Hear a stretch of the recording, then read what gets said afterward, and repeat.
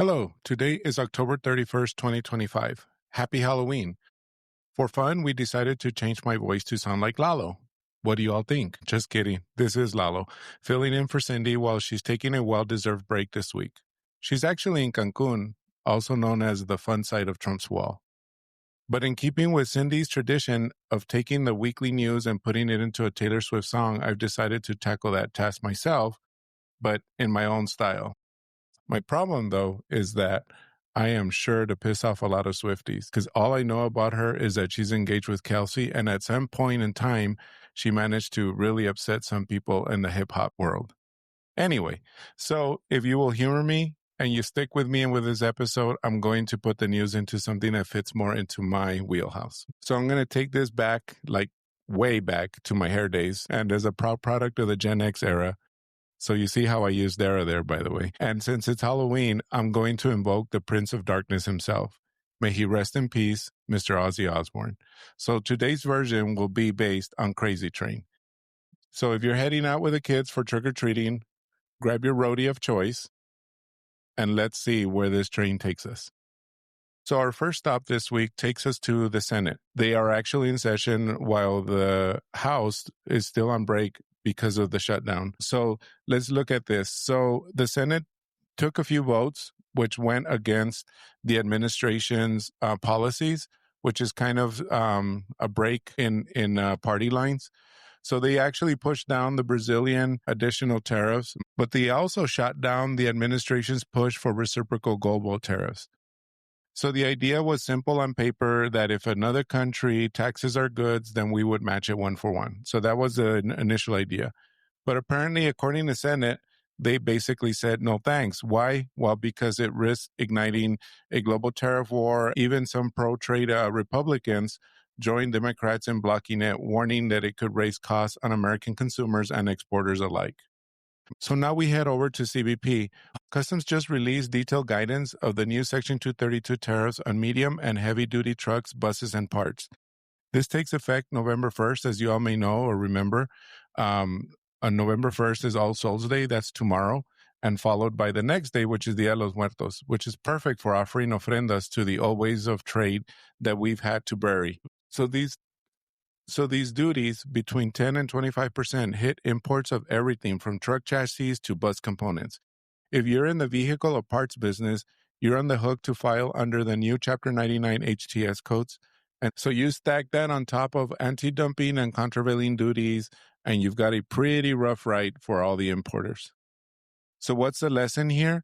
Basically, check your classifications, prep your entries, and get your brokers and compliance teams ready. So in keeping in the theme of Crazy Train, I do want to also actually say that there was a little bit of sanity in this week. So as you all know, President Trump met with President Xi earlier this week, and he reportedly agreed to a 10% tariff reduction on Chinese goods. So essentially putting a pause on some of those additional tariffs that he had on Chinese goods. China, in turn, agreed to pull back on export controls for rare earths.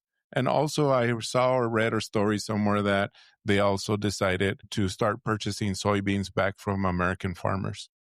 But, and then this is a big but, it is still reported and not official. So what does that mean? That this is mostly a handshake.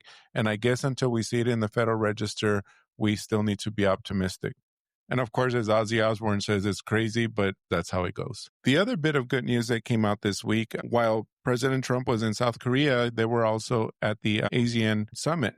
During that summit, Washington signed and they outlined reciprocal trade frameworks with Thailand, Vietnam, Cambodia, and Malaysia. So Thailand and Vietnam, they got their frameworks, which they're each keeping a baseline of 19 to 20%. Reciprocal tariffs, with some of the products are zeroed out, just some of them. Cambodia and Malaysia went further and they signed full trade deals that cut tariffs from U.S. exports and opened up markets in digital trade, IP, and manufacturing. So these deals are being sold to us more as a way to balance the chaos, again, the crazy train. Let's stay tuned for further episodes down the road to see how that goes and get more updates. I kind of want to close out with something that we did earlier this week. Global Training Center, alongside Simply Trade, of course, we were at the fall conference for ICPA. So when we were there at the fall conference, we hosted a session that we created last year called Duty Calls. It's a panel of folks that go up and of experts that go up and talk, and it's pretty much an AMA, Ask Me Anything. We had a great representative panel that covered everything from actual importers to consultants and even attorneys. So we had a panel of 4, and just so I don't mess it up, I'm going to read this off. So we had Jamie Adams of Livingston, Bonnie Kirsch of Magnolia Global Trade, Lori Shaw of Crown, and Josh Rutman of Schultz Trade Law. So it was pretty cool because it was moderated by Anik herself from the podcast and Michelle Schultz, who's also an attorney. So a few takeaways from this session, the panel, which I hope that ICPA continues it on an ongoing basis, because it really was good and it gave people the opportunity to voice their opinions. But it just kind of reminded me that there's all this noise out there with tariffs and politics and legal fights, so trade doesn't really run on policies alone.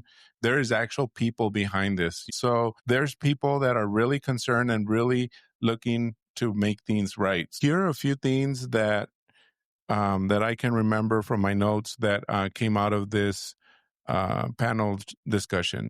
Some of the things that were highlighted were like tariff fatigue and strategy. So everybody is really feeling it, like all these 232s, the 301s, and all the changes and the shifting, classifications, that the message was clear that don't just react, but become or build adaptable systems. Another theme that came up in that panel was automation. So, of course, we all know AI is big right now. So it's here to stay. It's not going away. But if you use it wisely, or if you pick the right solutions, for example, an AI for drawback, an AI for classification, instead of using the generic, like free versions of a chatbot or whatever you might find out there, you may actually get some really good help. Someone even joked that if your compliance depends on your Excel spreadsheet, then you are really behind. So maybe just start looking for some of those AI solutions. If you all need help, reach out here at Global Training Center or actually at Simply Trade.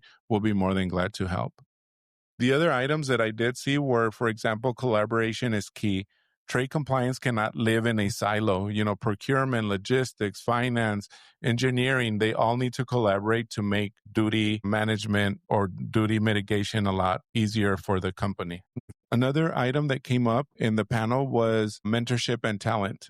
What does that mean is that there's a very clear indication that there is a lot of experienced pros retiring right now.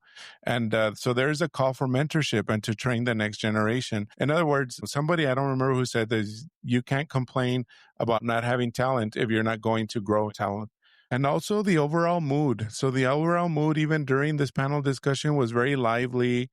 Of course, that's the nature of ICPA, proactive and not reactive, and that we can't control policy, but we sure can control our readiness. Just a quick summary of everything that we talked about this week. Congress blocks new tariffs. CBP puts on new tariffs. China and the U.S. are kind of hinting about a deal. And Southeast Asia, they jump on board with some reciprocal tariff deals. And then the experts at ICPA, they're just pretty much telling us, keep an eye on implementing anything that comes down your way, stay sane, try to deal with what is there, get your training, get your education, and figure out what it is that you need to do. So in closing, I guess this Halloween, just remember that even though Ozzy Osbourne laughs on the Crazy Train song and he, points out and makes it very clear that we're all on this crazy train. And in comparison to all these trade headlines, just remember that the trade world is pretty much going to continue this way. I mean, remember that it's just evolving. It means that we need to adapt. And it's just, again, just one wild ride at a time, So I hope you all enjoyed this. And I hope I did some justice to Cindy's version here. And I hope you all enjoyed this little twist of some heavy metal music as opposed to the usual Taylor Swift. But just have a happy Halloween, have a good weekend, and we will see you next week.